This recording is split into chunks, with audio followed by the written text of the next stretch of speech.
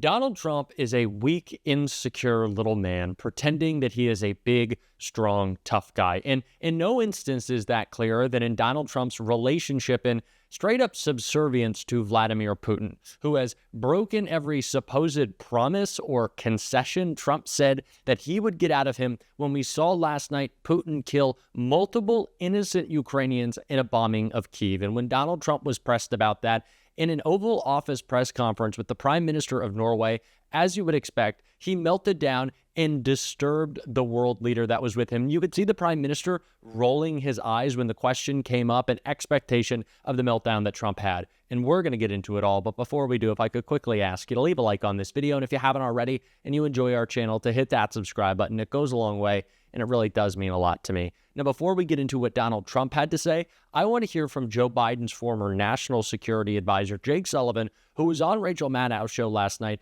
breaking down just how destructive Donald Trump has been to our foreign policy.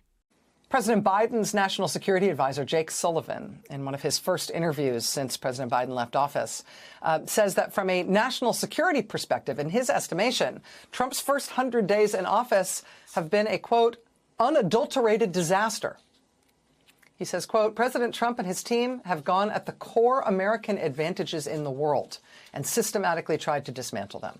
Across all of the major dimensions of the things that have been America's major advantages, in less than 100 days, President Trump has put them all at risk. He says, quote, this is about the core foundations of American power and purpose in the world. And President Trump's effort, essentially, to knock them out. Joining us now is Jake Sullivan, former national security advisor to President Biden. Mr. Sullivan, I really appreciate you being here. I know you haven't done many interviews, and I really appreciate you being here tonight for this one. Well, thanks a lot for having me, Rachel. I'm struck by the stark nature of what you said when you say that President Trump is dismantling America's core advantages in the world.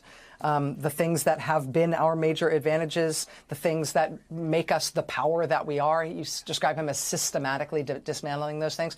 What are those advantages, and do you see his work against them as being irrevocable?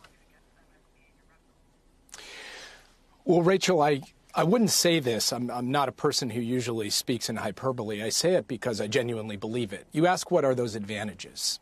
And there are a few. It begins with America's unique system of alliances. No other power in the world has the strong, capable allies the United States has enjoyed for decades, and Donald Trump is intent on busting up those alliances. It's our unique capacity to attract talent from around the world. We can count on the talent of 7 billion people. China can only count on the talent of 1 billion people. But Donald Trump is casting doubt on whether we will be a welcoming place for students and researchers and people who want to come here to start companies. It's about a unique system of scientific research and innovation where the government, the private sector, and yes, research universities all come together to invent some of the most groundbreaking things of the past century. And yet he's going after basic research funding at NIH, and he's going after major universities. And finally, it's about our unique capital markets and our currency. And you saw when he did his quote-unquote Liberation Day that the world started to question whether America could really be relied upon for its capital markets and for the dollar.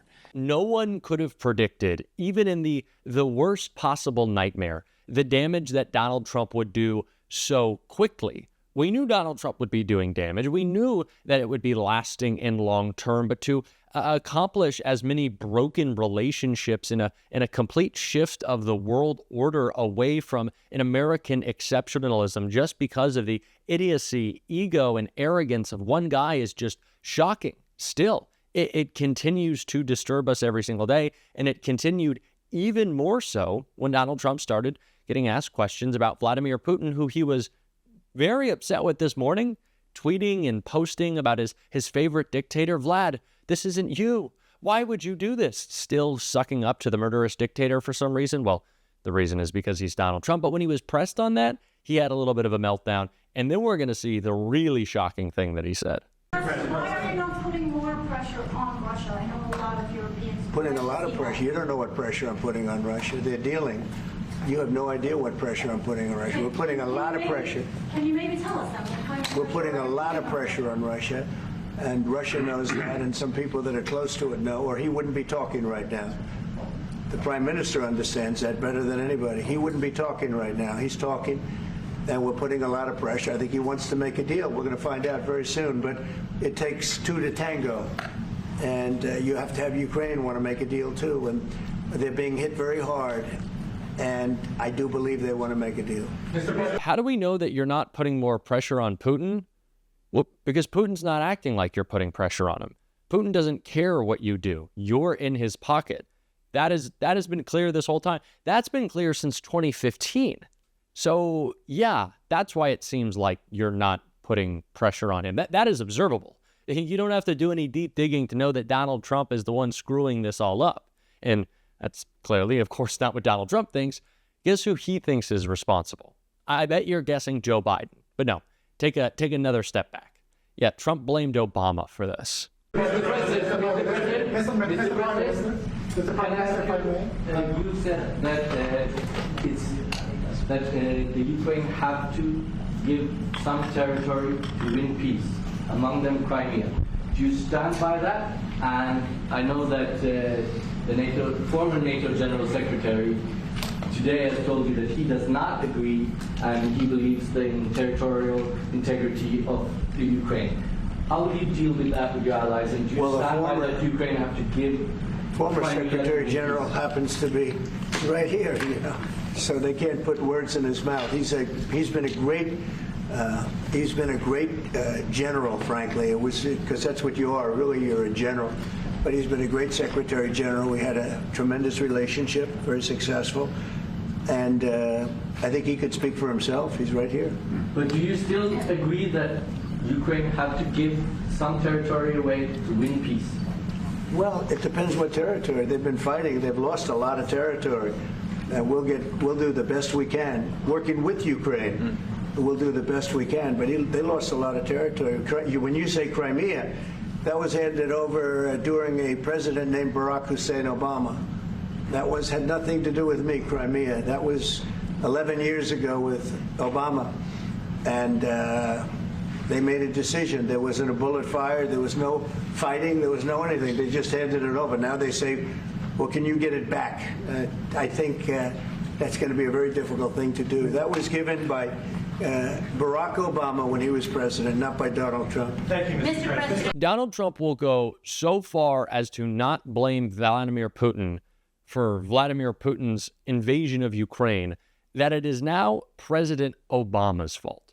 There was a study recently done, or a report put out, about how many times Donald Trump has been mentioning Joe Biden and President Obama, and the numbers keep going up and up and up every single day. And I talked about this during the campaign, where Donald Trump clearly wanted to go back to the past when he felt that he was more in control of things, that he was more popular, more liked. All he had to do was just attack Joe Biden, lie about Joe Biden, lie about Barack Obama. And now he is facing the music of the reality of his own disaster presidency. And so he's leaning on that again because it's where he feels comfortable as everything is falling apart. And speaking of falling apart, Donald Trump was pressed on the economy and had some lies about it. You know, if you look at what happened, everyone said, oh, I said I was going to get prices down. I did. Energy just hit $1.98 in a couple of states. It's way down. Energy's down, and we're about $64 a barrel.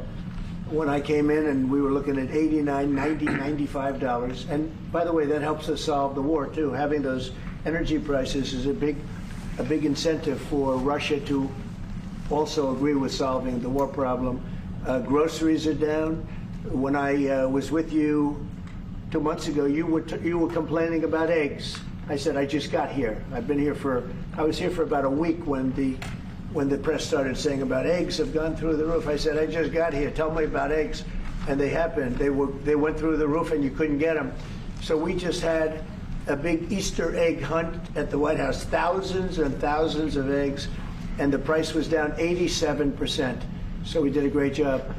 So first of all, grocery prices coming down from historic highs caused by Donald Trump is not a win.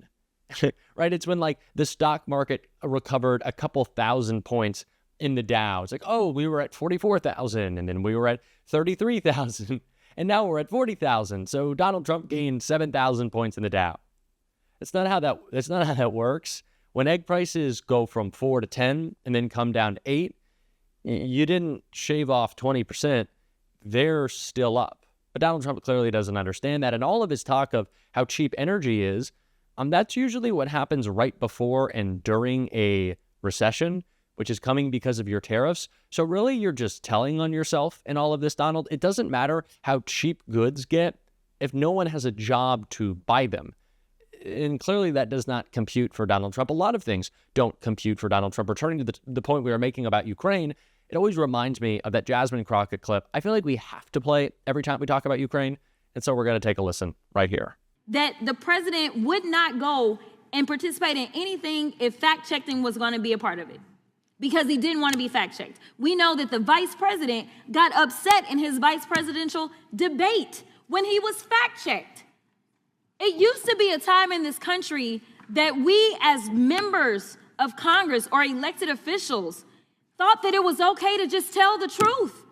Instead, we're pushing conspiracy theories, and some of them are killing people. It's the same thing that we have coming out of Doge. It's the reason that people are dying. It's the reason that farmers are losing their farms, because we continue to peddle conspiracy theories. It is time for us to say, Mr. President, guess what? Russia invaded Ukraine. Can we at least agree on that one? Facts matter. Y'all, this is literally potentially putting us into an international crisis. We may be heading towards the next world war because we have a president that wants to pal around with Putin and wants to do everything to make him feel good, including lying about who invaded who. Mr. Chair, I got a minute left, but I really want to yield to any of my colleagues and ask them if they will say today, very basically, that when it came down to the war in Ukraine, that it was not Ukraine that invaded Russia, it was the other way around. Is there anybody in here that has enough courage to say that Russia invaded Ukraine? You can have my time. And this is yet the problem. The silence is always so deafening. Republicans refuse to admit, refuse to say, refuse to state, refuse to acknowledge the truth. They won't call Russia's invasion of Ukraine a Russian invasion of Ukraine. That's all you need to know. That's what side of this thing they're on. And it's the reason we saw that prime minister so uncomfortable the whole time, just sitting there. He's like, am I going to get attacked? Is this all going to go poorly? I'm sure that's how every world leader feels, unfortunately, because this is the country that we built. And we got to call it out every single day. And if you want to support that, we're doing it on this show. You can hit that subscribe button, leave a like on this video. And if you stuck around at the end, drop a blue heart in the comments. And until next time, I'll see you soon.